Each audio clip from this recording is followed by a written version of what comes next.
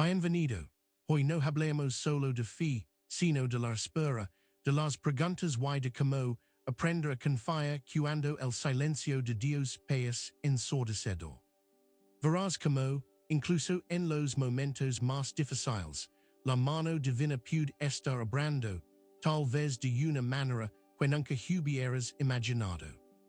Prepárate porque esta historia podría ser un reflejo de la tuya. He empezó en el aire antes del amanecer, una hora sagrada entre las 3 y las 5 de la mañana. Es el tiempo en que el mundo exterior onduum, pero el alma ya está despierta, cargada con el peso de preguntas sin respuesta y lágrimas silenciosas. ¿Has sentido esa quietud, esa hora solitaria donde el corazón clama, y piensas que el cielo está cerrado, que la voz de Dios se ha desvanecido en la distancia?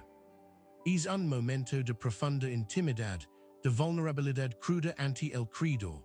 Es aquí donde a menudo nos encontramos, buscando un signo, una palabra, una simple promesa de que Él está ahí. Imagina un viajero en un desierto, el sol quemando la piel, el agua agitándose. Había comenzado el viaje con mapas claros y provisions abundantes, confiado en que el camino sería directo, la meta visible. Pero los días se convertirán en semanas, y las dunas de arena se extendieron infinitas, desviando los senderos conocidos. Los mapas ahora eran solo trozos de papel sin sentido, y el horizonte, antes prometedor, se había convertido en un muro de incertidumbre. En su desesperación, el viajero clamaba al cielo, anhelaba ver la capa de una caravana a lo lejos, escuchar el sonido de una fuente escondida. Pero solo había silencio, un silencio que se mezclaba con el zumbido del viento, un constante recordatorio de su soledad. Este viajero, con el rostro cubierto de polvo y el corazón encogido, no podía comprender la quietud que lo rodeaba. Había hecho algo mal, había sido abandonado. Cada paso era una batalla no solo contra la fatiga física, sino contra la desilusión espiritual. La fe antes una roca sólida, ahora se sentía como arena que se escurría entre sus dedos. Pensaba en las historias de antaño, de maná cayendo del cielo, de aguas brotando de rocas. Porque entonces su propio desierto era tan arido, tan mudo. Quizás tú también te has encontrado en una temporada así. Has orado una y otra vez, has derramado tu corazón, has confiado en las promesas divinas. Pero la respuesta no llega. Los cielos parecen de bronce, y la quietud de Dios es un eco ensordecedor en tu alma. Esta experiencia, aunque dolorosa, no es ajena a la historia de la fe. Los grandes héroes de las escrituras también conocieron estos desiertos, estos periodos de aparente abandono. Sus corazones también gritaron en la oscuridad, preguntando si el silencio era una señal de olvido. Pero lo que no podían ver, lo que el viajero del desierto jamás pudo percibir en su agotamiento, es que a veces, en esa misma quietud, Dios está tejiendo algo extraordinario. Está fortaleciendo músculos que no sabías que tenías. Está purificando intentions que la complacencia había ocultado. Está preparando tu corazón para una revelación que solo puede ser recibida en la humillación de la espera. Es en el silencio donde la semilla se rompe y la raíz se afianza profundamente, buscando agua que no se ve. Quiero que te preguntes, con honestidad brutal, si la quietud que te rodea podría ser, en realidad, una preparación. Y si este periodo de aparente ausencia es la oportunidad para que algo mucho más grande, mucho más profundo, se forme en tu interior. Busca a Dios en ese silencio, no como una ausencia, sino como una presencia misteriosa y transformadora. Y rápido si amas a Jesús y quieres fortalecer tu fe, asegúrate de suscribirte y activar la campanita para ver más videos como este. Ahora sigamos el clama del corazón. Oraciones no escuchadas y promesas olvidadas. El viajero del desierto, exhausto y con los labios agrietados, continuaba su jornada, cada paso una carga, cada aliento una súplica ahogada. La fe antes una guía brillante, ahora palpitaba débilmente. La soledad se había incrustado en su médula, y el eco de sus propias preguntas parecía burlas en la vastedad del silencio. ¿Dónde estaban las promesas de las que tanto se había aferrado? Se habían disuelto como espejismos en el aire caliente del desierto. Este clama del corazón no es ajeno a la experiencia humana, verdad. Es el gemido que surge cuando nos sentimos ignorados, cuando nuestras oraciones se elevan como humo y no parecen alcanzar el cielo. Nos aferramos a palabras de consuelo, a versículos que prometen provisión y guía, pero la realidad que enfrentamos parece contradecir cada una de esas dulces seguridades. El corazón comienza a doler, no solo por la situación, sino por la aparente indiferencia divina. Piensa en los profetas de antaño, hombres y mujeres que vivieron en los márgenes de la desesperación. Daniel oró, ayunó, y la respuesta se retrasó por 21 días, mientras batallas espirituales invisibles se libraban en su favor.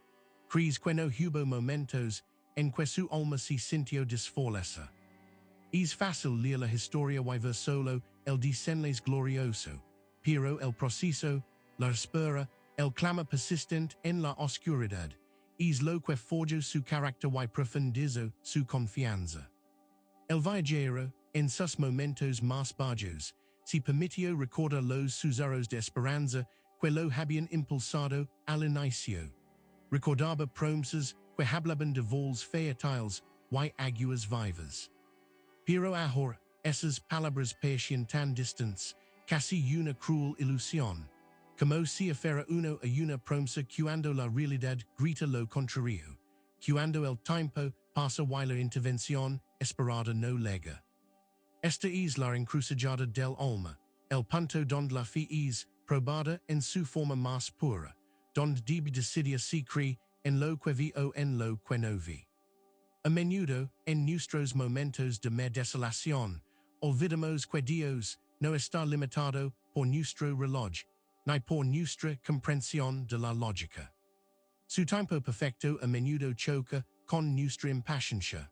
Nuestra perspectiva finita solo puede ver el presente de forma limitada, mientras él ve el tapiz completo, cada hilo, cada nudo, cada tonalidad. Él no olvida sus promesas. Simplemente las cumple de una manera que excede nuestra imaginación, en un momento que maximiza su propósito eterno. Juan capítulo 11 nos relata la historia de Lázaro. Las hermanas de Lázaro enviaron un mensaje a Jesús pidiendo que viniera.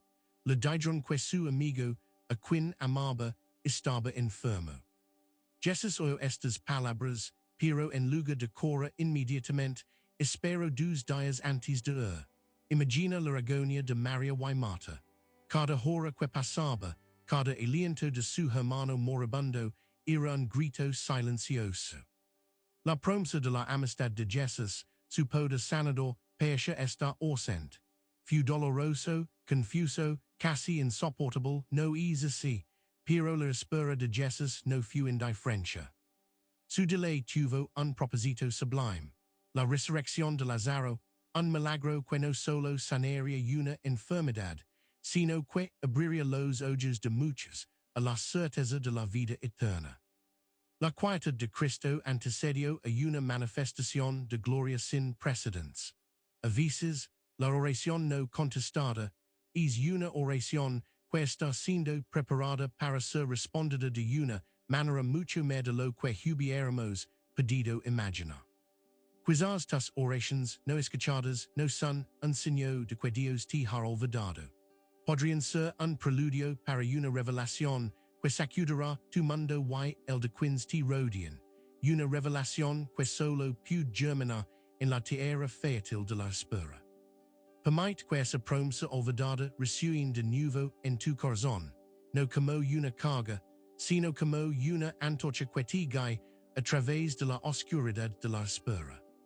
Y eso nos leva a la increíble historia de un hombre que, rodado de desolación, encontró la fuerza para aferrarse a la esperanza en medio del desierto. El viajero, con la garganta seca y la visión borrosa por el calor, se derrumbó bajo la sombra pálida de una roca. Había llegado al límite de sus fuerzas, tanto físicas como espirituales. En su mente, las historias de los hombres de fe que habían atravesado desiertos con valor resonaban con un eco vacío. Le parecían figuras lejanas, casi míticas. Él no era Moisés dividiendo un mar. Él no era Elías, al que un ángel le daba de cama. Él era solo un hombre, agotado y desesperado. Pero fue en ese punto de total desolación, cuando todo lo familiar se había desvanecido, que algo inesperado ocurrió. No hubo un trueno en los cielos, ni una voz audible. Fue un susurro en su interior, una pequeña pero persistente imagen, la de una diminuta semilla. Era una semilla seca, insignificante, que había visto una vez en una grieta de una roca, luchando por sobrevivir en un ambiente inhóspito. Había pensado entonces en su fragilidad, como podría algo tan pequeño soportar tanto, y ahora, en su propia desolación, esa imagen regresó. La semilla necesitaba la oscuridad, el silencio y la presión de la tierra para finalmente romperse y encontrar su propósito. No crecía en la luz abierta de inmediato. Necesitaba ser escondida, alimentada por lo invisible, antes de poder brotar hacia el sol. Esta era la esencia de su propia situación, no. Su propia oscuridad, su propio silencio, su propia presión. Esta realización, tenue al principio, fue una chispa en la oscuridad de su alma. La esperanza, que él creía perdida, comenzó a germinar como esa semilla. Empezó a preguntarse, y si la desolación no era un fin, sino un principio diferente. Y si el silencio de Dios no era una ausencia, sino una incubadora para algo que todavía no podía percibir. Era una pregunta que, por primera vez, no le causaba más angustia, sino una extraña sensación de posibilidad. Isaías capítulo 43 verso 19 dice, y aquí que yo hago cosa nueva, pronto saldrá a luz, no la conoceréis. Otra vez abriré camino en el desierto, y ríos en la soledad. Este versículo, para el viajero de nuestra historia, en otro momento hubiera sido solo palabras. Pero ahora, en su propio desierto, adquirió un significado profundo. No hablaba de un desierto evitado, sino de un desierto transformado. No de la ausencia de problemas, sino de la presencia de lo divino en medio de ellos. El viajero se dio cuenta de que su esperanza no podía depender de las circunstancias visibles. No podía depender de ver la caravana o encontrar la fuente de agua de inmediato. Su esperanza debía ser una fe arraigada en la fidelidad de quien pronuncia esas promesas, independientemente de lo que se ve superficialmente. Esta es la semilla de la verdadera esperanza. Una fe que se afianza en lo invisible. Comenzó a ver su desierto no solo como un lugar de prueba, sino como un laboratorio espiritual. Un lugar donde Dios estaba haciendo una cosa nueva en él, forjando un carácter que no se doblaría ante las tormentas venideras. La desolación, en lugar de ser un enemigo, se presentaba como un campo fértil para el crecimiento. Su corazón empezó a susurrar pequeñas oraciones de gratitud, no por la comodidad de un oasis, sino por la lección que estaba aprendiendo en la aridez. Esta es una verdad vital para cualquiera que se encuentra en una temporada de espera y silencio. El desierto no es un lugar que Dios te ha olvidado. Es a menudo un lugar de preparación intensa, de purificación profunda. Es el crisol donde la fe se refina y la esperanza se hace inquebrantable. La semilla de la fe, plantada en la desolación, tiene el potencial de crecer en algo glorioso, en un testimonio de la fidelidad inquebrantable de Dios. Preguntate. ¿Cuál es esa cosa nueva que Dios podría estar haciendo en tu desierto personal? Déjate levar por la curiosidad de esta revelación, porque el camino del desierto a la promesa está lleno de lecciones inesperadas. La fuerza se encuentra no en la ausencia del desierto, sino en la manera en que caminamos entre las dunas, lo que nos leva a explorar por qué Dios elige a veces ser el alfarero silencioso en nuestras vidas. El alfarero silencioso, modelando la paciencia y la fe. El viajero se levantó de la arena con una nueva resolución, tenue pero palpable. La comprensión de la semilla en el desierto había infundido en su agotamiento una especie de energía silenciosa. Empezó a observar las rocas, la arena, el vasto cielo no con desesperación, sino con una curiosidad incipiente. ¿Qué más podría estar enseñando este desierto? ¿Qué verdades profundas de sí mismo y de Dios se ocultaban en este silencio ensordecedor? Fue entonces cuando la imagen de un alfarero vino a su mente.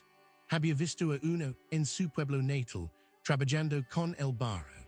Recordaba la paciencia del artesano, como el barro, informe y pegajoso, era modelado una y otra vez. Cuantas veces el alfarero despertaba y volvía a empezar, no por era, sino porque buscaba la forma perfecta, la resistencia ideal. El barro no gritaba ni protestaba ante la presión de las manos que lo moldeaban. Simplemente se sumía al proceso, y de repente el viajero entendió, no era Dios el alfarero supremo, no era su propia vida, su corazón, su espíritu, el barro en las manos divinas. Y el desierto, la quietud, las preguntas sin respuesta no eran, acaso parte de ese proceso de modelado. Quizás la ausencia aparente de Dios no era una ausencia, sino una presencia de otro tipo. La presencia íntima y silenciosa del alfarero, que trabaja en la oscuridad de la arcilla, transformándola con precisión y propósito. En ocasiones, el alfarero tiene que presionar más fuerte, amasar el barro con más vigor, para eliminar las impurezas, para sacar el aire que podría romper la vasija en el horno. Este proceso no es cómodo. De hecho, a menudo es doloroso y agotador. Sentimos que estamos siendo deshechos, que nuestras formas anteriores se están desintegrando. Pero es precisamente en esa desintegración donde se construye una nueva fortaleza, una nueva forma, una nueva capacidad de contener algo más grande. Jeremías capítulo 18, versículos del 3 al 4, nos dice, y descendí a casa del alfarero, y he aquí que él trabajaba sobre la ruda. Y la vasija de barro que él hacía se echó a perder en su mano, y volvió a hacer otra vasija según le pareció media hácila. Imagina la escena. Dios mismo le muestra a Jeremías como él no desecha el barro estropado, no lo abandona, vuelve a empezar con el mismo barro, con el mismo ama, pero con una visión renovada de lo que puede llegar a ser. Este es un pensamiento profundamente consolador y a la vez desafiante. Dios no nos abandona cuando nos echamos a perder, cuando nuestras expectativas se rompen, cuando la vida nos golpea de tal manera que nuestra forma se deforma. Él nos levanta, nos vuelve a poner en la rueda y empieza de nuevo, pacientemente, silenciosamente, pero con una determinación inquebrantable. Este proceso no solo requiere la habilidad del alfarero, sino también la sumisión de la arcilla. Requiere que dejemos de luchar contra sus manos, que confiemos en su plan, incluso cuando no lo entendimos. El viajero, meditando en esto, se dio cuenta de que la paciencia no era solo esperar pasivamente, sino colabora activamente con el proceso. Ira la confianza de que, incluso con los ojos vendados, las manos divinas estaban trabajando para su bien. Ira permitía que la presión lo moldeara en lugar de romperlo. Era una aceptación humilde de que él no conoce el diseño final, pero el alfarero sí. Quizás estás en la rueda del alfarero ahora mismo. Sin la presión, la rotación, la sensación de ser modelado de maneras que te resultan extrañas. Pero recuerda que cada giro, cada presión, cada momento de apparent des hangul kogiach, en hangul kou en hangul kosiot en hangul koa en hangul con ein tain un proposito. Es para refinat, para fortalecer, para preparat para el propósito sagrado que solo tú puedes cumplir. Deja que el alfarero haga su obra. Pregúntale a Dios que está modelando en ti en este momento. Permite que su silencio sea una invitación a su tola. Entiende que el siguiente paso, crucial es reconocer algo aún más profundo, la estrategia divina que se esconde detrás de la quietud, porque en la apparent inacción se revelan las estrategias de la soledad de Dios. El viajero del desierto, con la mente ahora más clara y el espíritu en calma a pesar de la aridez circundante, comenzó a ver su situación bajo una luz diferente. Ya no era un simple castigo o un abandono. Comenzó a percibirlo como un plan, un intrincado diseño que el alfarero estaba desplegando. El silencio, la soledad y la espera, estas cosas que antes le parecían enemigas, ahora se revelaban como herramientas cuidadosamente seleccionadas en la mano divina. Podría ser, se preguntó, que Dios tenía estrategias para esos momentos de soledad, que esos periodos estaban cargados de propósito. Comprendió que su propia perspectiva limitada le impedía ver la magnitud de lo que estaba sucediendo. Nuestra mente humana busca la linealidad, la causa y el efecto directos. Queremos que la oración sea una ecuación, pido y recibo. Pero la sabiduría de Dios opera en dimensiones mucho más profundas, a menudo invisibles a nuestros ojos. A veces, la estrategia divina para un crecimiento superior o una victoria inminente implica un periodo de retirada, de quietud, de apparent inacción. Es una especie de desierto de entrenamiento para el alma. Piensa en los grandes líderes bíblicos. Moisés pasó 40 años en el desierto pastoreando ovejas antes de enfrentarse al faraón. Un periodo de soledad y preparación aparentemente sin sentido, lejos de la oración. Juan el Bautista, quien preparó el camino para Jesús, eligió una vida de ascetismo en el desierto, alimentándose de langostas y miel silvestre. Porque Dios los llevó a esos desiertos de soledad antes de usarlos poderosamente. Porque en la quietud, las distracciones mundanas se desvanecen, y el alma puede escuchar con más claridad la voz de Dios. En la soledad, el carácter se forja y la dependencia total de Dios se vuelve una necesidad imperiosa. Dios usa la soledad como un aula, un laboratorio espiritual donde enseña lecciones que la multitud o el ruido nunca permitirían. Nos despoja de nuestras muletas, de nuestras fuentes de seguridad superficiales, para que descubramos que Él es la única roca inquebrantable. Las estrategias de la soledad no son para castigarnos, sino para fortalecernos, para purificarnos, para alinearnos más profundamente con su voluntad. Salmo 46, verso 10, nos invita, estad quietos, y sabed que yo soy Dios, seré exaltado entre las naciones, enaltecido seré en la tierra. Esta quietud no es pasividad forzada, sino una lección activa de silenciar el ruido interior y exterior para escuchar la verdad más profunda de la identidad de Dios. Es un reconocimiento de que su soberanía no depende de nuestro esfuerzo constante o de nuestra comprensión. Él es Dios, y lo sabremos más plena y profundamente en esos momentos de espera silenciosa.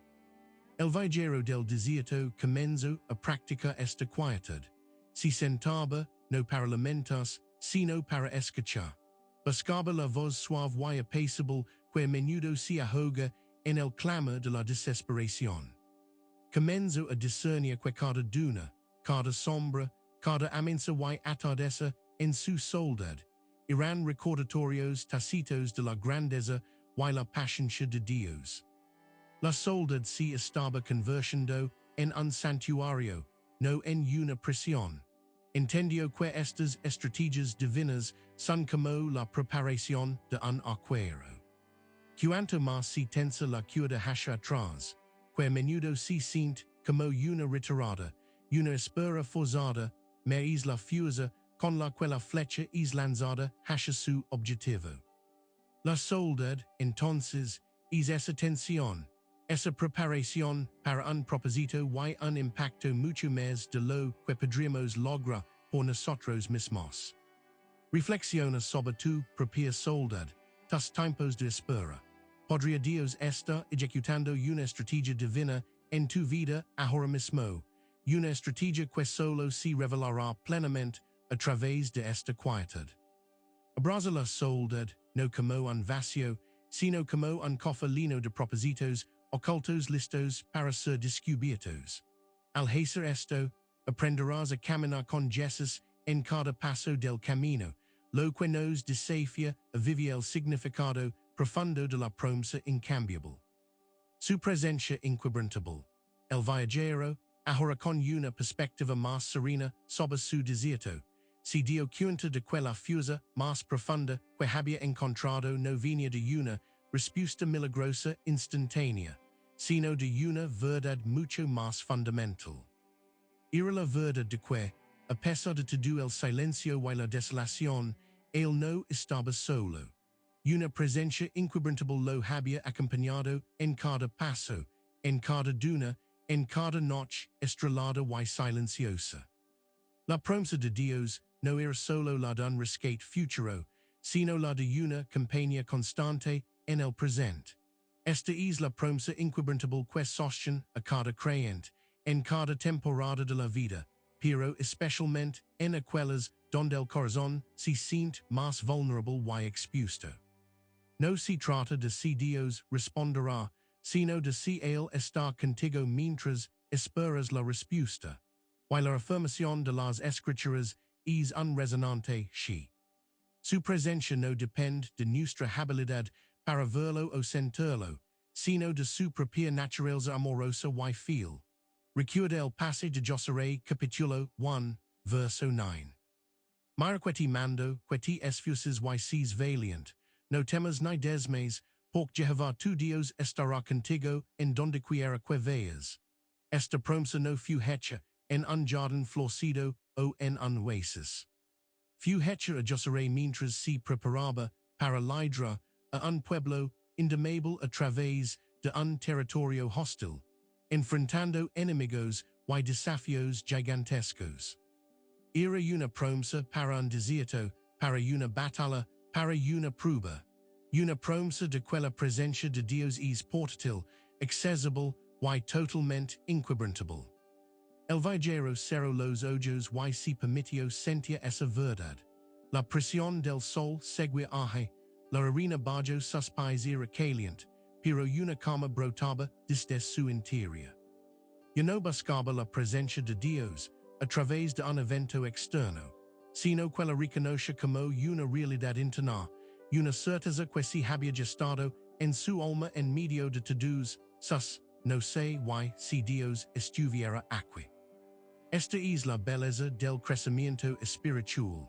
La fe se vuelve menos dependiente de lo que ves, y más anclada en quien es Él. Quizás esto es lo que estás llamado a descubrir en tu propia temporada de quietud. No se trata solo de la paciencia en la espera, o de la comprensión del propósito divino. La culminación de todo es la profunda certeza de que, sin importar lo que venga o lo que parezca falta, su espíritu mora en ti. Esto es más que un consuelo, es una fuente inagotable de fuerza. Hebreos capítulo 13, verso 5, lo dice claramente, Sean vuestras costumbres sin avaricia, contentos con lo que tenéis ahora. Porque el dijo, no te desampararé ni te dejaré. La palabra nunca, en el original griego es enfática, significando una doble negación, la forma más fuerte de decir que no sucederá. Jesús nunca, jamás, nos desamparará ni nos dejará. Es una garantía que desafía las emociones y las circunstancias. Esta comprensión transformó la soledad del viajero. Y no era un estado de ser solitario, sino un espacio sagrado donde la intimidad con Dios podía florecer sin interrupciones. Las largas horas se convirtieron en oportunidades para la comunión, los desafíos en momentos para apoyarse más fuerte en la roca inquebrantable. La promesa de su presencia se convirtió en su mapa, su fuente de agua, su refugio. Reflexiona sobre estas palabras, no te desampararé ni te dejaré. ¿Qué implicaciones tiene esta promesa fundamental para tu situación actual? ¿Cómo cambia tu perspectiva al saber que, aunque el escenario a tu alrededor sea un desierto, el alfarero está contigo, y su presencia es tu más grande tesoro? Permite que esta verdad se afiance en tu corazón, porque es el fundamento sobre el que se construirán todas las siguientes revelaciones, levándonos a la poderosa verdad de la verdad del silencio. Un propósito me, el viajero, ahora caminando con una determinación tranquila, pero firme, senza que una venda se había caído de sus ojos. El desierto seguía siendo el mismo, con sus implacables dunas y su cal asfixiante, pero su percepción había cambiado radicalmente. El silencio, que antes le había parecido una ausencia ensordecedora, se había transformado en un lienzo donde Dios estaba pintando una obra maestra de crecimiento y revelación. Había descubierto que el silencio de Dios no era vacío, sino una voz diferente, portadora de un propósito mucho más de lo que jamás había imaginado. Esta es la profunda verdad del silencio, que detrás de la aparente quietud divina siempre hay un plan majestuoso que se está desplegando. No es una muestra de desinterés, sino una manifestación de la sabiduría que supera todo entendimiento humano. A veces, la intervención más poderosa de Dios no es un grito audible o un milagro espectacular que cambia las circunstancias de inmediato. A menudo es un trabajo silencioso y profundo en el corazón del creyente, preparando el terreno para una cosecha que requiere tiempo para madurar. Piensa en los momentos cruciales de la historia bíblica. No hubo periodos de silencio entre la promesa y el cumplimiento, entre la concepción de Isaac y su nacimiento, entre la unción de David como rey y su ascenso al trono, entre Malaquías y el nacimiento de Jesús, hubo siglos de silencio profético. La gente podría haber pensado que Dios se había olvidado, pero en esos silencios, Dios estaba moviendo piezas, forjando naciones, preparando corazones, todo para un momento divinamente orquestado. El silencio nunca es inactivo en las manos de Dios. Es el ambiente de su trabajo más profundo. El viajero se dio cuenta de que su propia inmediatez y deseo de respuestas rápidas a menudo le impedían apreciar la obra de Dios en su ritmo divino. Él quería una solución rápida, un camino fácil, pero Dios estaba ofreciendo una transformación duradera. El propósito del silencio no es solo resolver el problema actual, sino transforma al individuo que lo enfrenta. Es para desarrollar una dependencia más profunda, una paciencia más robusta, una fe más inquebrantable que pueda soportar cualquier tormenta futura.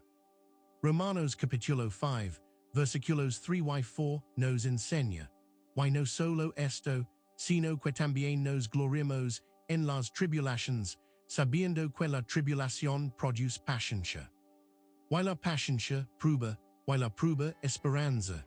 Este pasaje no dice que la tribulación sea agradable, pero si afirma su propósito, es un conducto a la paciencia, al carácter y finalmente a una esperanza que no avergüenza. El silencio es parte de esa tribulación, esa presión que, bien canalizada, produce un fruto espiritual invaluable. El viajero comienza a buscar el propósito en cada momento de su soledad. Que carácter está forjando Dios en mí a través de esto. Que lección estoy aprendiendo que solo podría aprender en el desierto. Que distracciones está eliminando este silencio para que mi enfoque pueda estar solo en él. Estas preguntas transformarán su experiencia de una carga a una oportunidad, de una queja a una oración de discernimiento. La verdad del silencio es que es un regalo, una invitación de Dios para más profundo, para crecer más allá de la superficie de lo que es cómodo y visible. Es donde Él nos prepara para las bendiciones que vienen, bendiciones que a menudo requieren un corazón y una mente que han sido modelados y purificados por la espera. Nos capacita para ser más resilientes, más comprensivos y de una fe más profunda. Permite que el silencio en tu vida no sea un muro, sino una puerta a un propósito me. Reconoce que Dios no está ausente, simplemente está trabajando en su cronograma y a su manera.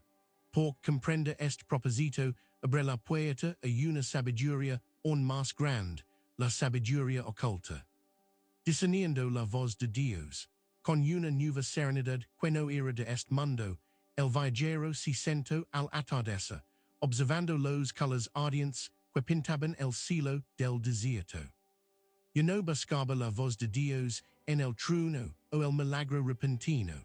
Ahora buscaba un susurro, una guía, la sabiduría oculta que solo se manifiesta en la quietud profunda. Comprendió que la voz de Dios a menudo no es un clamor, sino una melodía suave que solo puede ser discernible cuando el ruido del mundo, y el de nuestros propios pensamientos ansiosos, se ha acallado. Esta es la esencia de discernir la voz de Dios en el silencio. No se trata de esperar un sonido audible, sino de afinar nuestro espíritu, de cultivar una sensibilidad que nos permita percibir su dirección en la coincidencia, en la intuición, en la paz que excede todo entendimiento, e incluso en la ausencia de guía clara, lo cual también es una forma de dirección. Es una sabiduría que no se encuentra en los libros, sino en la comunión íntima con el divino. Piensa en Elías, en Primero de Reyes capítulo 19. Después de Hur de Jezebel, experimentó un viento recio y fuerte que rompía los montes, un terremoto y un fuego. Pero en ninguno de ellos estaba Jehová. Fue después de todo aquello, en un silbo apacible y delicado, una voz suave que reconoció la presencia de Dios. Elías tuvo que pasar por el estruendo y luego por el silencio para aprender a escuchar de una manera diferente. Cuantas veces esperamos que Dios nos hable en el fuego de una experiencia dramática, cuando en realidad nos está susurrando en la quietud de nuestra alma. El viajero comenzó a practicar la escucha interior. No forzaba ni se estresaba por escuchar. Simplemente se sentaba en presencia de Dios, abriendo su espíritu a cualquier forma en que el discernible alfarero quisiera comunicarse. A veces era una escritura que venía a su mente, otras veces era una sensación de paz que le confirmaba un camino a seguir o una dirección que debía evitar. Cada pequeño discernimiento era como una gota de agua en su desierto, refrescante y vital. Discernir la voz de Dios en el silencio requiere paciencia, humildad y una disposición a errar. No siempre entenderemos al principio, y a veces interpretamos mal, pero con la práctica y la guía del Espíritu Santo, nuestra capacidad para escuchar se afinará. A veces la sabiduría oculta se revela a través de la claridad mental que surge después de un periodo de oración silenciosa. Otras veces, es la confirmación de varias voces, las escrituras, el concilio sabio, la paz interior, que convergen en una misma dirección. Juan capítulo 10, versículo 27, nos asegura, mis ovejas oyen mi voz, y yo las conozco, y me siguen. Esto implica que la capacidad de escuchar la voz del pastor y estar inherente en nosotros como sus ovejas. No es algo que tenemos que inventar, sino algo que tenemos que aprender a activar y a distinguir de las otras voces que compiten por nuestra atención. El silencio es el entorno perfecto para que esa voz se haga más clara. Para el viajero, la sabiduría oculta no fueron solo dicciones prácticas sobre cómo salir del desierto, sino también la comprensión más profunda de quién era Dios para él. Un guía constante, un maestro paciente, un compañero fiel, la soledad se había convertido en un laboratorio de intimidad. La voz de Dios, aunque suave, era la más poderosa que jamás había escuchado. Preguntate, ¿qué ruido necesito silenciar en mi vida para poder discernir el silbo apacible y delicado de Dios? Dedica tiempo a la quietud, no para esperar una respuesta clamorosa, sino para sintonizar con la sabiduría oculta que el ángel ha revelado. Porque solo al escuchar su voz podremos enfrentar los desafíos que se presentan, lo cual nos empuja hacia el siguiente paso. Desafíos espirituales, crecimiento en la presión. El sol del desierto se alzaba alto, las arenas brillaban, y el viajero sentía la presión constante del ambiente. Pero a diferencia de antes, esta presión ya no lo abrumaba.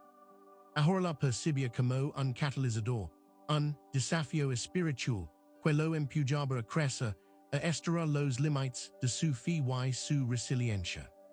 Comprendió que Dios no quitaba la presión, sino que la usaba para moldearlo, para fortalecerlo de una manera que la comodidad nunca podría lograr. Este es un principio fundamental de la vida espiritual. El verdadero crecimiento a menudo ocurre en los momentos de más presión. Así como un diamante se forma bajo intensa presión, o un músculo se fortalece con el ejercicio y la tensión, nuestra fe se profundiza y nuestra dependencia de Dios se agudiza cuando enfrentamos desafíos que nos superan con creces. No hay crecimiento significativo en la ausencia de resistencia. Piensa en José, el hijo de Jacob. No fue su vida una serie de presiones crecientes. Desde la envidia de sus hermanos hasta ser vendido como esclavo, encarcelado falsamente y luego olvidado en la prisión. Cada uno de estos desafíos espirituales fue una presión inmensa, pero cada uno lo llevó a una posición de más responsabilidad, de más dependencia de Dios. Fue en la oscuridad y la incertidumbre de la celda donde Dios lo preparó para gobernar una nación y salvar a su familia. Dios no lo quitó de la prisión, lo sostuvo en ella para su crecimiento. El viajero del desierto se dio cuenta de que si hubiera encontrado el oasis rápidamente, si la respuesta hubiera llegado de inmediato, su fe no habría sido tan probada. No habría aprendido a discernir la voz suave de Dios, ni a confiar en su presencia inquebrantable. Su carácter seguiría siendo superficial. La presión en el desierto lo estaba haciendo un hombre más profundo, más espiritual, más real. Santiago capítulo 1, versículos 2 al 4 nos exhorta: Hermanos míos, tend por sumo gozo cuando os halléis en diversas pruebas, sabiendo que la prueba de vuestra fe produce paciencia. Mas tenga la paciencia su obra completa, para que seáis perfectos y cabales, sin que os falte cosa alguna. Estas no son palabras fáciles de aceptar cuando estamos en medio de la tormenta. Como podemos tener sumo gozo en la prueba? No es gozo por la incomodidad, sino gozo por el conocimiento del propósito, por la confianza en el resultado final. La presión es, de hecho, un regalo, onca menudo disfrazado de dificultad. Es la oportunidad para que el Espíritu Santo trabaje en nosotros, moldeando nuestro corazón, eliminando lo que no es de Dios, y puliendo las virtudes de Cristo. Es en esos momentos en que no podemos depender de nuestras propias fuerzas que aprendimos la plenitud del poder de Dios. Nos fuerza a la oración genuina, a la rendición total, a la búsqueda desesperada de su rostro. El viajero, en lugar de quejas de la esto o el Cada, comenzó a verlos como recordatorios para orar con más intensidad, para buscar la dirección de Dios con más fervor. Cada desafío, grande o pequeño, se convirtió en una oportunidad para ejercitar su fe, para declarar las promesas de Dios, para permitir que su espíritu se fortaleciera. La prisión ya no era un peso muerto, sino una plataforma para un crecimiento imparable. ¿Cómo estás respondiendo a la prisión en tu vida? ¿La ves como un obstáculo o como una oportunidad para el crecimiento espiritual? Permite que los desafíos te empujen no a la desesperación, sino a una mer dependencia de Dios. Porque el resultado de estos desafíos siempre lleva a un lugar de bendición y revelación, el lugar donde se encuentran los huesos del Espíritu, descanso en la presencia. El viajero, después de días que parecieron eternidades bajo la presión del sol y los desafíos constantes, llegó a un lugar inusitado. No era un oasis brillante con palmeras exuberantes y agua burbujeante que brotaba de la tierra. Era más sutil, un oasis del espíritu que había aprendido a reconocer. Un espacio de calma, profunda y descanso interior, justo en medio de la aridez. Descubrió que Dios no siempre quita las circunstancias difíciles, pero siempre ofrece un refugio inexpugnable para el alma en su presencia. Este descanso no es la ausencia de problemas, sino la presencia de paz en medio de ellos. No es la solución inmediata de todas las dificultades, sino la certeza de que Dios nos sustenta y nos da fuerzas para perseverar. Los oasis del Espíritu son esos momentos de renovación, de calma sobrenatural, que experimentamos cuando nos sumergimos conscientemente en la presencia de Dios, sin importar lo que esté sucediendo alrededor. Es el aliento profundo que el alma necesita para continuar el viaje. Piensa en David, el rey de Israel. A lo largo de su vida, David enfrentó innumerables prisioneros. Persecutions, guerras, traiciones, incluso sus propios fracasos morales. Sin embargo, en sus salmos, constantemente habla de encontrar refugio y descanso en Dios. Salmo 23, versículos 2 y 3 dice, en lugares de delicados pastos me hará descansar, junto a aguas de reposo me pastoreará, confortará mi alma. Me guiará por sendas de justicia, por amor de su nombre. Este no es un descanso condicionado por un entorno perfecto, sino un descanso dado por el pastor en cualquier lugar, incluso en el val de sombra de muerte. El viajero aprendió a buscar estos oasis espirituales. Se daba cuenta de que podía crearlos en su corazón en cualquier momento, a través de la oración fervorosa, la meditación en las escrituras, o simplemente al cerrar los ojos y rendir sus cargas a Dios. Era un espacio donde el Espíritu Santo le hablaba, lo renovaba y lo fortalecía para la siguiente etapa del viaje.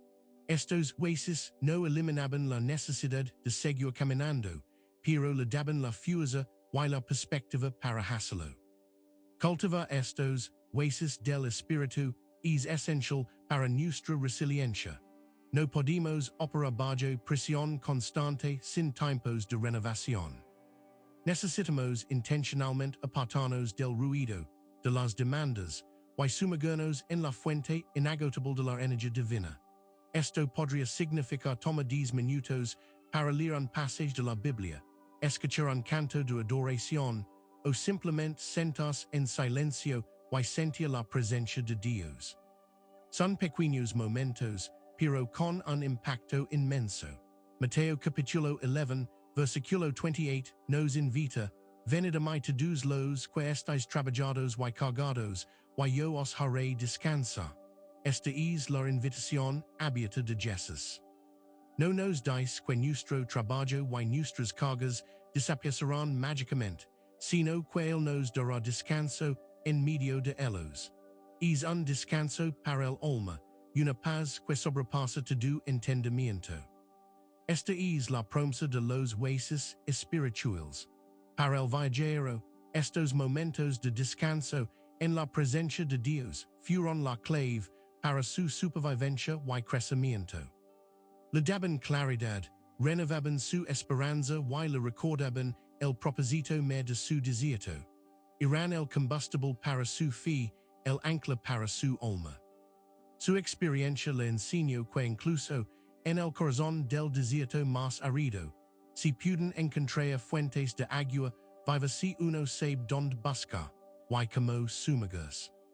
Estás buscando activamente tus huesos del espíritu en medio de tus desafíos. Te estás permitiendo descansar en la presencia inquebrantable de Dios, incluso cuando las circunstancias no cambian. Permite que su paz inund tu ser hoy te prepare para recibir una dirección aún más clara, porque el camino de Dios a menudo se revela en la dirección inesperada, caminos que rompen paradigmas. El viajero había encontrado paz y renovación en los huesos del espíritu, pero el desafío de su travesía aún persiste. Había confiado en la presencia de Dios, había encontrado esperanza en el silencio, pero el camino para salir del desierto aún era incierto. Fue entonces cuando la dirección inesperada comenzó a manifestarse, no de la manera que él había previsto o de un camino claramente delineado, sino a través de senderos que desafiaban su lógica y rompían sus paradigmas. A menudo esperamos que la dirección de Dios sea un mapa claro, una voz audible que nos susurra que hace paso a paso. Pero Dios, en su infinita sabiduría, a menudo guía de maneras que desorientan nuestra comprensión lineal.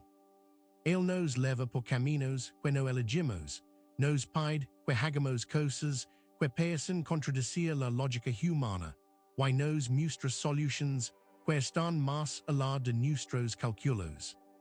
Es aquí donde nuestra fe es verdaderamente estarada. Piensa en los israelitas en el desierto. Cuando salieron de Egipto, Dios no los llevó por el camino más directo a la tierra prometida, que era el camino de los filisteos, porque él sabía que se acabarían ante la guerra. En Éxodo capítulo 13, versículo 17 leemos, y luego que Faraón dijo al pueblo, Dios no los llevó por el camino de la tierra de Filistea, que estaba cerca, porque dijo Dios.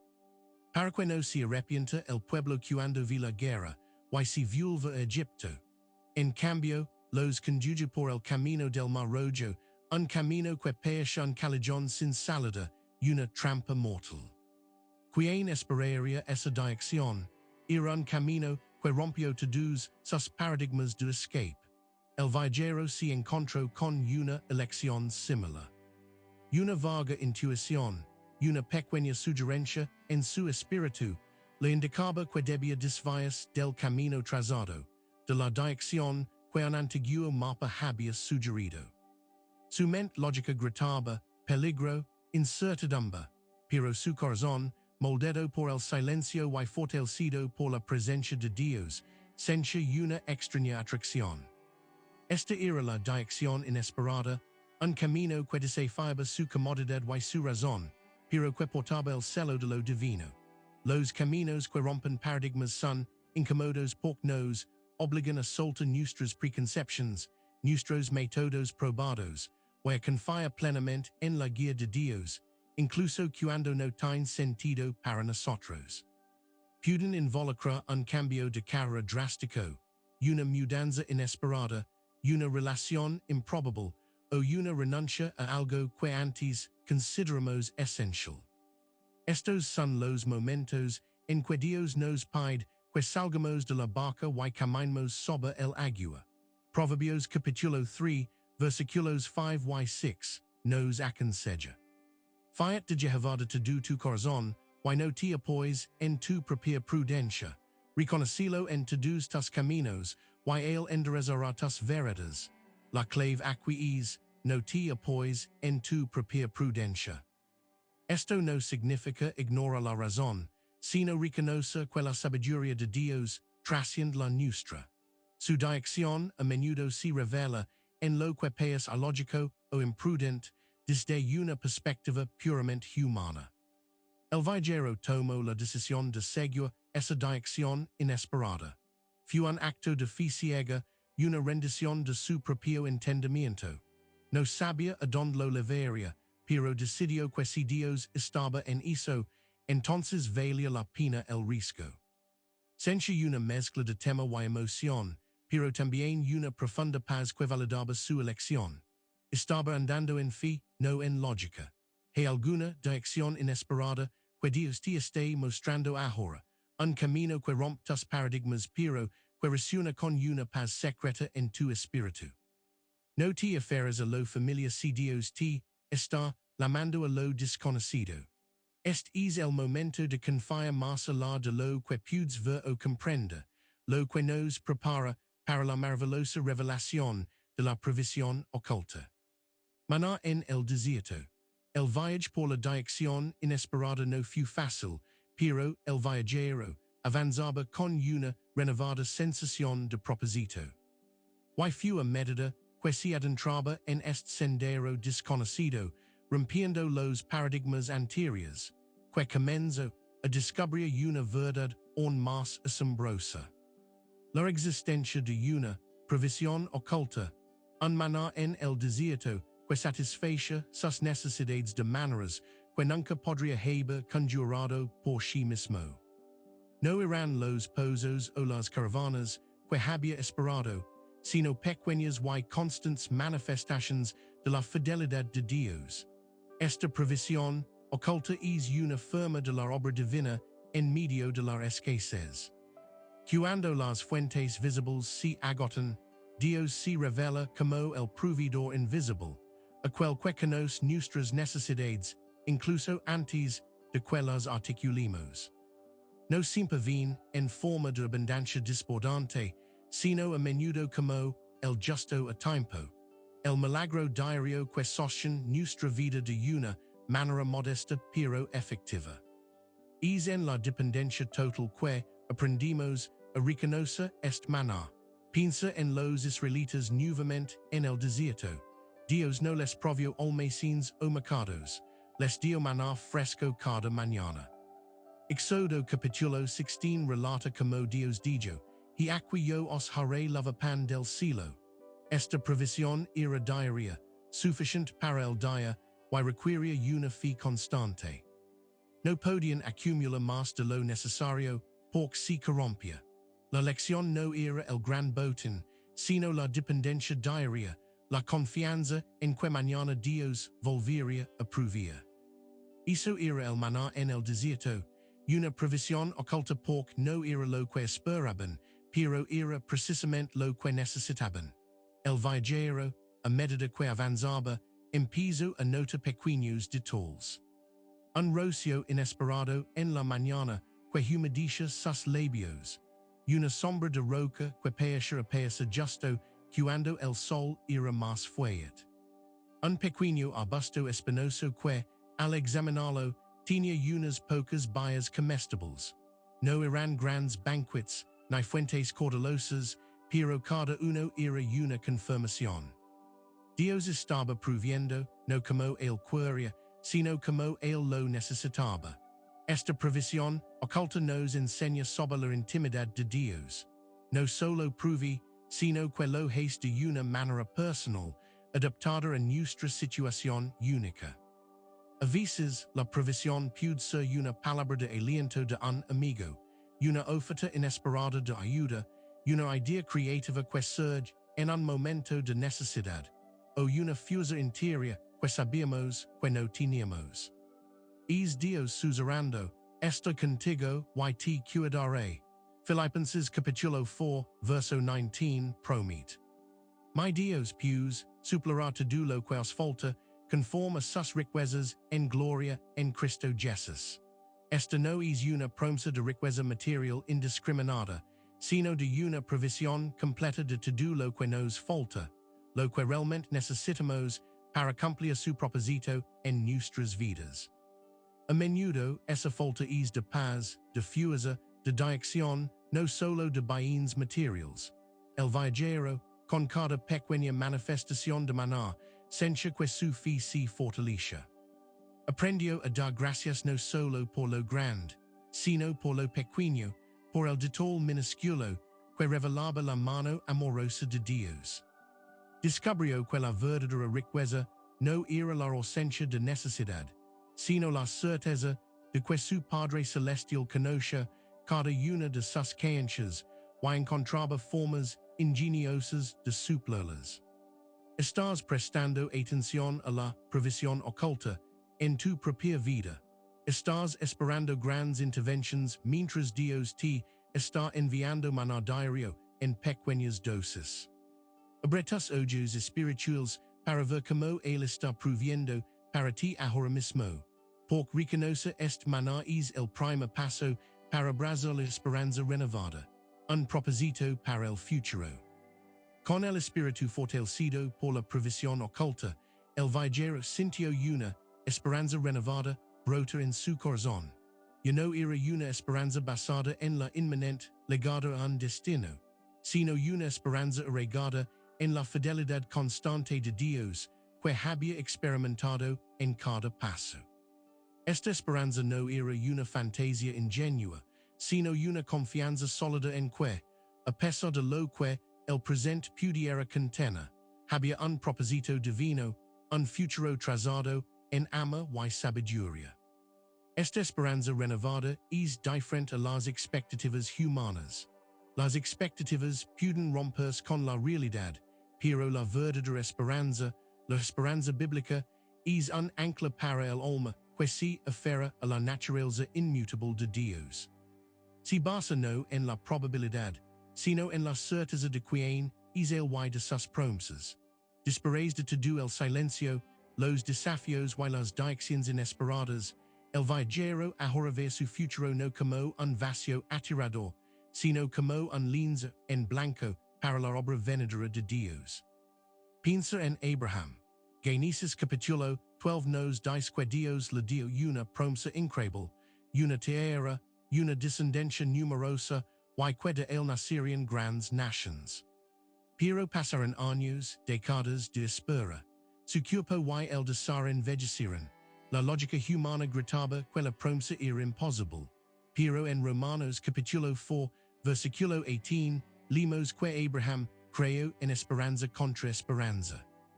Su esperanza no se basaba en la lógica de las circunstancias, sino en el poder de Dios para hacer lo imposible. Él tenía una esperanza renovada, una que trascendía su propia visión limitada del futuro. El viajero del desierto, al meditar en las historias de estos héroes de la fe, se dio cuenta de que su propio desierto no era un fin, sino una escuela. Las lecciones aprendidas en el silencio y la escasez lo estaban preparando para un propósito que él ni siquiera podía vislumbrar. La esperanza ya no era solo para sobrevivir al desierto, sino para florecer más allá de él, con un carácter forjado que antes no poseía. Jeremías capítulo 29, verso 11, resuena con esta verdad, porque yo sé los pensamientos que tengo acerca de vosotros, dice Jehová, pensamientos de paz, y no de mal, para daros el fin que esperáis. A menudo, en el medio de la tormenta, se nos olvida esta promesa. Pensamos que Dios solo tiene pensamientos de disciplina o juicio, pero Él nos recuerda que sus planes son siempre de paz, y destinados a darnos un fin que esperamos, que es su buen plan para nuestras vidas. Incluso los periodos de silencio y dificultad son parte de ese plan.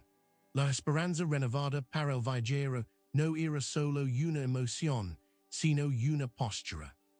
Ira levantas cada mañana con la certeza de que Dios estaba obrando, incluso si no podía ver cómo. Ira ora con expectación, no con desesperación. Ira mira el horizonte con la fe de que, al final, la fidelidad de Dios se manifestaría de una manera gloriosa. Estás permitiendo que la esperanza renovada, anclada en el propósito de Dios, cambie tu perspectiva sobre tu propio futuro. Estás creyendo en los pensamientos de paz de Dios para ti, incluso cuando las circunstancias sugieran lo contrario. Permite que esta esperanza se convierta en una llama ardiente en tu alma, porque es esta misma esperanza la que nos capacita para el siguiente y crucial paso, el punto de inflexión. Así que preparat para los puntos de inflexión, cuando el desierto flores. El viajero, empapado en la esperanza renovada, camino con una ligereza que no solo era física sino profundamente espiritual. Había llegado a lo que solo podía describir como un punto de inflexión. No fue un cambio repentino del desierto a un paisaje exuberante, sino un momento gradual donde los pequeños signos de vida antes ignorados se hicieron más evidentes. Era como si el desierto mismo comenzara a responder a su fe, susurrando promesas de lo que estaba por venir. El desierto, literal y figurativamente, comenzaba a florecer. Estos puntos de inflexión son momentos divinamente orquestados en nuestra jornada espiritual donde la paciencia, la fe y la perseverancia comienzan a dar frutos visibles. No siempre son eventos dramáticos. A menudo son cambios sutiles en la perspectiva, el encontrar una solución inesperada, una palabra de aliento que llega en el momento justo, o la manifestación de una provisión que transforma una situación estancada. Son las pruebas de que Dios estaba obrando todo el tiempo. Piensa en la historia de Job. Después de perder todo, de sufrir una aflicción indescriptible y de ser atormentado por sus amigos, al final de su prueba, Dios restauró a Job. Job capítulo 42, versículo 10, nos dice, y quitó Jehová la aflicción de Job, cuando él hubo orado por sus amigos, y aumentó al doble todas las cosas que había sido de Job. La restauración no llegó de inmediato, después de su primera oración. Vino después de soportar, de cuestionar, de confiar finalmente en la soberanía de Dios. Su vida se convirtió en un punto de inflexión glorioso, un testimonio de que incluso el desierto más árido puede florecer bajo el toque divino. Para el viajero, el punto de inflexión se manifestó primero como una pequeña planta verde asomándose entre las rocas, luego como la débil línea de agua a la distancia que prometía un oasis real. Lo que había sido un espejismo en sus momentos de desesperación, ahora se confirmaba como una realidad. Estos no eran solo eventos externos. Eran reflejos de un cambio profundo en su interior. Su alma, antes reseca, ahora sentía la humedad de la confianza y el fresco de la gratitud. Los puntos de inflexión no son el destino final, sino estaciones de confirmación. Nos recuerdan que nuestra fe no es en vano, que el alfarero ha estado trabajando con un propósito. Nos dan la energía para continuar, la prueba de que lo invisible está operando a nuestro favor y que el silencio de Dios no fue un abandono, sino una posa para sembrar. Isaías capítulo 35, versículos 1 y 2, lo profetiza maravillosamente. Se alegrarán el desierto y la soledad, el yermo se gozará y florecerá como la rosa. Florecerá profusamente, y también se alegrará y cantará con júbilo. La gloria del Líbano le será dada, la hermosura del Carmelo y de Sarón. Ellos verán la gloria de Jehová, la hermosura del Dios nuestro. Esta es una promesa de transformación radical. El desierto y el yermo no solo sobreviven, sino que florecen y se regocijan. El mensaje es claro, tus momentos de desierto no son eternos. Habrá puntos de inflexión en tu vida, momentos en que la obra silenciosa de Dios comenzará a manifestarse, y verás las primeras señales de que el desierto florece en tu situación. Prepárate para reconocerlos, para dar gracias por ellos y para dejar inyecta de nueva esperanza por estas señales de vida.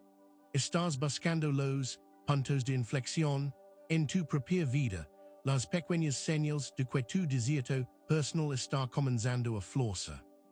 No te los pierdas por concentrar solo en la Arraigados. Míralos, celébralos y prepárate para los milagros que aún están por venir, porque el viaje continúa hacia una fe que se transforma, una fe que es más profunda y más real, lo que nos lleva a la fe transformadora. Más allá de la evidencia, con cada flor que se asomaba en lo que antes era un yermo, el viajero sencha una fe transformadora en su corazón. Ya no era una fe que buscaba evidencia para creer, sino una que creía incluso antes de ver la evidencia completa. Este era el resultado de su larga travesía en el silencio. Una fe que había sido purificada por la espera, fortalecida por la presión y anclada en la inquebrantable presencia de Dios. Si Dios cuenta de que la verdadera fe no reside en la lógica o en los sentidos, sino en una convicción del espíritu que trasciende toda prueba. Esta es la fe transformadora de la que las escrituras nos hablan. No es una fe ingenua que niega la realidad, sino una fe robusta que ve a Dios operando más allá de la realidad visible. Es la capacidad de ver lo invisible, de creer lo imposible, porque se basa en el carácter inmutable del Creador, no en las circunstancias fluctuantes de la vida.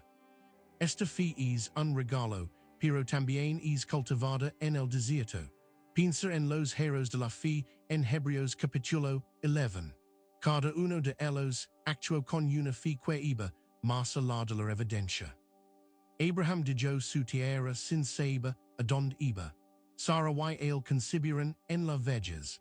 Moisés eligió el oprobio de Cristo sobre los tesoros de Egipto. Cada uno de ellos confía en una promesa que parece irreal a los ojos humanos. Hebreos capítulo 11, verso 1 nos define esta fe. Es pues la fe la certeza de lo que se espera, la convicción de lo que no se ve. No es la ausencia de duda, sino la convicción más profunda que vence a la duda. El viajero había llegado a este lugar de fe transformadora. Ya no necesitaba ver el oasis completo para creer que Dios lo estaba guiando. La pequeña planta, la tenue línea de agua, la sensación de paz en su corazón eran suficientes. Su dependencia se había arraigado tan profundamente en Dios que la evidencia física se había convertido en un refugio, no en el fundamento de su fe. Había aprendido a descansar en la sabiduría oculta y en la provisión invisible de Dios. Esta fe transformadora cambia como vivimos, como oramos, como enfrentamos los desafíos. Nos libera de la tiranía de las circunstancias y nos ancla en la soberanía de Dios. Nos permite enfrentar lo desconocido con valencia, sabiendo que aquel que nos ha sostenido hasta ahora, nos sostendrá hasta el final. No tememos el fracaso, porque sabemos que Dios puede redimirlo todo. No nos desesperamos en la espera, porque confiamos en el alfarero silencioso. Segunda de Corintios capítulo 5, verso 7, nos dice, porque por fe andamos, no por vista. Este es el lema de la fe transformadora. No caminamos por lo que vimos o sentimos, sino por la convicción de lo que es verdad sobre Dios.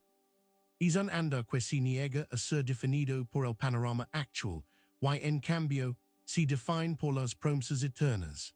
Esto es lo que el desierto, con su silencio y sus desafíos, había forjado en el corazón del viajero.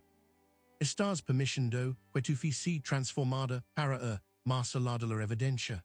Estás confiando en Dios no solo por lo que ha hecho, sino por quien es Él, incluso cuando no puedes ver el camino por delante. Deja que esta fe profunda te capacite para vivir con una nueva libertad y propósito, una fe que te prepara para la cosecha futura, recibir más allá de lo esperado. Con la fe transformadora anclada en su corazón, el viajero continuo, sus ojos ahora abiertos a las maravillas que le rodean. Y así, después de todo el silencio, la espera, los desafíos y las direcciones inesperadas, finalmente llegó el momento de la cosecha futura. La gloriosa revelación de recibir más allá de lo esperado. No era simplemente la solución a su problema inicial, sino una abundancia que sobrepasaba su imaginación más salvaje, una bendición que solo podía provenir de la mano generosa de un Dios fiel. Esta cosecha futura es el resultado natural de una fe que ha sido probada y fortalecida en el desierto. Dios no solo cumple sus promesas, sino que a menudo lo hace, sobreabundantemente más allá de todo lo que pedimos o entendimos. Sus bendiciones no se limitan a nuestra capacidad de pedir o de imaginar. Él es un Dios de generosidad que deleita en sorprender a sus hijos con el desbordamiento de su gracia y ama, especialmente a aquellos que han permanecido fieles en el silencio. Piensa en los discípulos en el lago de Genesaret, en Lucas capítulo 5. Simón Pedro y sus compañeros habían estado pescando toda la noche y no habían pescado nada. Agotados, comenzaron el día lavando sus redes. Jesús les pidió que volvieran a echar las redes en el mar, en lo profundo. Pedro, a pesar de su experiencia y su cansancio, obedeció. El resultado fue una red tan llena de peces que casi se rompía, y tuvieron que pedir ayuda a otras barcas. Recibieron, más allá de lo esperado, una cosecha tan abundante que se desbordó. El viajero del desierto, al salir del yermo, no encontró simplemente un pequeño oasis. Se encontró con un val fértil, un lugar donde el agua corría libremente, donde la vegetación era exuberante y la vida abundaba de maneras que no se atrevió a soñar. No era solo la supervivencia, era la prosperidad. No era solo la solución a su escasez, era un regalo de abundancia. Este era el resultado de haber confiado en el alfarero silencioso, de haber seguido la dirección inesperada y de haber abrazado la provisión oculta. La cosecha futura no es solo de bienes materiales, es de un carácter transformado, de una paz inquebrantable, de una intimidad más profunda con Dios, de un propósito claro para la vida. Son relaciones restauradas, oportunidades inesperadas, sabiduría para discernir, y la capacidad de ser una bendición para los demás. Esta cosecha es un testimonio de la fidelidad de Dios, un recordatorio de que Él siempre tiene un plan de restauración y de bendición para sus hijos. Efesios capítulo 3, verso 20, nos da esta magnífica promesa, y aquel que es poderoso para hacer todas las cosas mucho más abundantemente de lo que pedimos o entendimos, según el poder que actúa en nosotros. Este versículo encapsula la naturaleza de la cosecha futura. Dios no solo hace, sino que hace mucho más abundantemente. Él no solo satisface, Él sobrepasa, y lo hace según su propio poder que ya está obrando dentro de nosotros. Para el viajero, esta cosecha no fue solo el fin del desierto, sino el comienzo de una nueva etapa de vida, marcada por la gratitud, la humildad y un profundo deseo de compartir lo que había aprendido. Había sido transformado, y su historia se convirtió en un faro de esperanza para otros en sus propios desiertos. Estás creyendo en la cosecha futura de Dios para tu vida, esa abundancia que Él tiene preparada para ti, que va más allá de lo que pides o entiendes. No subestimes el poder de Dios para bendecir de maneras sorprendentes después de un periodo de espera y prueba. Permite que esta verdad llene tu corazón de gozo y expectación, porque la gratitud y la generosidad son el siguiente paso en este viaje eterno. Esto sin duda nos lleva a la gratitud y generosidad, extendiendo el oasis. Con la alegría de la cosecha futura, llenando su espíritu, el viajero experimenta una transformación final y profunda. Una explosión de gratitud y generosidad. Y no se trataba solo de recibir, sino de dar.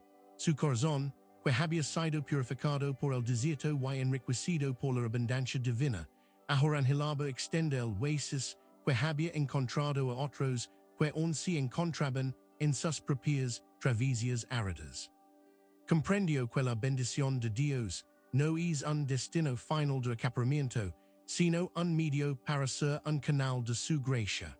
Esta gratitud y generosidad es la respuesta natural a la fidelidad de Dios. Cuando hemos experimentado su provisión oculta, su dirección inesperada y su cosecha abundante, el corazón ya no puede encerrar esas bendiciones. Se desborda. Anhelamos compartir la esperanza, el consuelo, el alimento y el agua espiritual que hemos recibido con aquellos que aún sufren. De esta manera, el oasis de nuestra propia vida se extiende, creando nuevos refugios para otros. Piensa en la mujer samaritana en Juan capítulo 4. Después de su encuentro con Jesús en el pozo, y de beber del agua viva que la ofrecía, no se quedó calada. Dijo su cantaro, su necesidad de agua física, y corrió a la ciudad para cantarles a todos sobre Jesús. Su gratitud por el oasis espiritual que había encontrado la impulso a una generosidad evangélica, convirtiéndose en un canal para que otros conocieran al Mesías. El viajero, al ver su propio valfeatil, no pensó en construir muros alrededor de él. Su primer instinto fue tender la mano. Buscó a otros viajeros perdidos, compartió su agua, su escasa comida, relató su historia de cómo Dios lo había sostenido en el silencio. Su generosidad no venía del exceso, sino de la convicción de que Dios supliría cualquier cosa que diera, porque él era el proveedor inagotable. Entendió que la verdadera riqueza no está en lo que acumula, sino en lo que comparte. La gratitud auténtica siempre conduce a la generosidad. Cuando reconocemos la magnitud de lo que hemos sido perdonados, amados y provistos, nuestra respuesta natural es amar y dar a los demás. No es una obligación, sino una alegre efusión del corazón. Abrir nuestras manos y nuestros corazones para servir a los demás es una expresión tangible de nuestra fe y nuestra confianza en Dios como la fuente de toda bendición. Segundo de Corintios capítulo 9, verso 7, nos instruye, cada uno de como propuso en su corazón, no con tristeza ni por necesidad, porque Dios ama al dador alegre. Esta generosidad no es forzada. Nes de un corazón alegre y agradecido, uno que ha comprendido que todo lo que posee es un regalo de Dios. Da se convierte en un acto de adoración, una extensión del reino de Dios en la tierra. Para el viajero, extende el oasis fue el capítulo más hermoso de su historia. Su desierto no fue solo una prueba para su propia fe, sino una preparación para convertirse en un portador de esperanza y provisión para otros. Él se convirtió en el maná para otros, el agua viva para los sedientos. Como puedes manifestar tu gratitud por la fidelidad de Dios, extendiendo tu oasis hacia aquellos que están en su propio desierto. ¿Estás esperando a tener suficiente para ser generoso? ¿O estás dispuesto a dar desde tu abundancia del corazón, confiando en que Dios suplirá tus necesidades? Permite que este espíritu de dar te de una alegría profunda, sabiendo que al bendecir a otros, serás eternamente bendecido y multiplicado. Nuevos comienzos. Con el corazón, desbordando de gratitud y una generosidad inquebrantable, el viajero entendió que su audacia no solo lo había salvado, sino que lo había transformado para un propósito más grande. Había sido bendecido y multiplicado, no solo en abundancia material, sino en sabiduría, carácter y capacidad para impactar a otros. Su final de desierto no era un simple regreso a la normalidad, sino un nuevo comienzo, en el que cada experiencia pasada se teja en un tapiz de significado y revelación divina. Esta experiencia de ser bendecido y multiplicado es la culminación del viaje de fe. Dios no solo nos saca de la adversidad, él usa la adversidad para hacernos más en él. Nos equipa con herramientas y con un testimonio que no podríamos haber adquirido de ninguna otra manera. Los nuevos comienzos no borran el pasado. Lo redimen y lo usan como un trampolín para una vida de más impacto y propósito. Piensa en la historia de José. Después de años de injusticia, presión y olvido, Dios lo exaltó a Faraón y lo usó para salvar a su propia familia y a naciones enteras de la hambruna. Su vida fue bendecida y multiplicada de maneras inimaginables. En Génesis capítulo 41, José nombra a su hijo Manasés, que significa Dios me hizo olvidar toda mi miseria, y Efraín, que significa Dios me hizo fructificar multiplicar en la tierra de mi aflicción. Este es el poder de los nuevos comienzos, transforma el pasado en una fuente de fortaleza y bendición. El viajero, al mirar hacia atrás en su desierto, ya no siente amargura ni resentimiento. Ahora vea un ola sagrada, un crisol, el lugar donde su fe fue purificada y su propósito revelado. Las lágrimas derramadas en soledad se habían convertido en las semillas de su sabiduría. Las preguntas sin respuesta habían sido el terreno para una confianza más profunda. Cada cicatriz era una historia de la fidelidad inquebrantable de Dios. Este era un nuevo comienzo, cargado de gracia y potencial ilimitado. Los nuevos comienzos no son la ausencia de desafíos futuros, sino la presencia de una fe más profunda para enfrentarlos. Son la oportunidad de aplicar todas las lecciones aprendidas, de vivir desde un lugar de madurez espiritual, de extender la mano a otros con una empatía genuina, porque hemos caminado por senderos similares. Somos bendecidos para bendecir y multiplicados para multiplicar el reino de Dios. Isaías capítulo 43, versículo 18, nos insta. No os acordéis de las cosas pasadas, ni consideréis las cosas antiguas. Y luego, continúa en el verso 19, y aquí que yo hago cosa nueva, pronto saldrá a luz, no la conoceréis. Otra vez abriré camino en el desierto, y ríos en la soledad.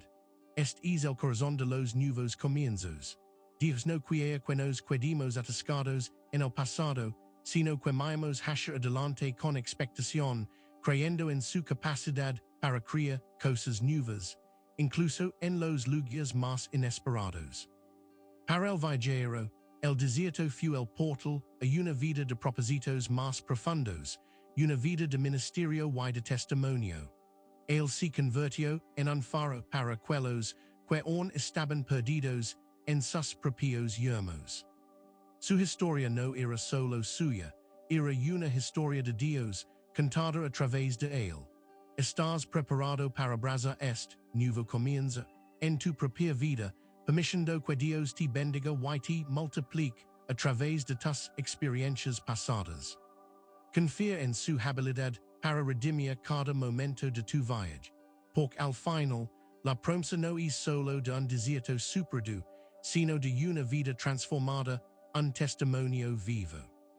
Lo que nos lleva a la conclusión final de este viaje espiritual, el testimonio inquebrantable de fe y fidelidad. La historia continúa. El viajero del desierto, ahora un alma transformada, no solo había encontrado el oasis, sino que él mismo se había convertido en uno. Su historia era un testimonio viviente de fe y fidelidad. La fidelidad de un Dios que nunca abandona, y la fe de un hombre que eligió confía incluso en el silencio.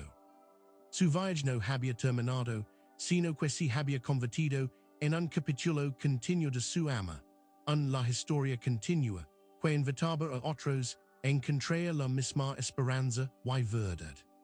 Esta es la culminación de nuestra jornada espiritual. No hay un fin en la fe, sino una evolución constante, un crecimiento perpetuo en nuestra confianza en Dios. El testimonio no es solo de lo que Dios ha hecho, sino de quien es Él, de su carácter inmutable que se revela a través de cada prueba y bendición. Nuestra vida se convierte en una narrativa de su gracia, una historia viviente que apunta siempre a Él. Piensa en la vida de los apóstoles. No fue una serie de victorias sin interruptions. Enfrentaron persecución, naufragios, prisiones, y en ocasiones el silencio de Dios en momentos de extrema dificultad. Sin embargo, su fe en Cristo no vaciló. Su historia, registrada en los hechos de los apóstoles, es un testimonio continuo de que, incluso frente a la muerte, la fidelidad de Dios es inquebrantable y la fe es la victoria. Sus vidas dieron la historia de Dios a través de nosotros continua.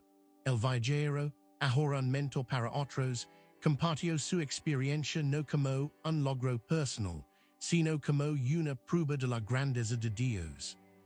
Habló del silencio y la desolación no con pena, sino con una profunda gratitud por las lecciones que le habían enseñado.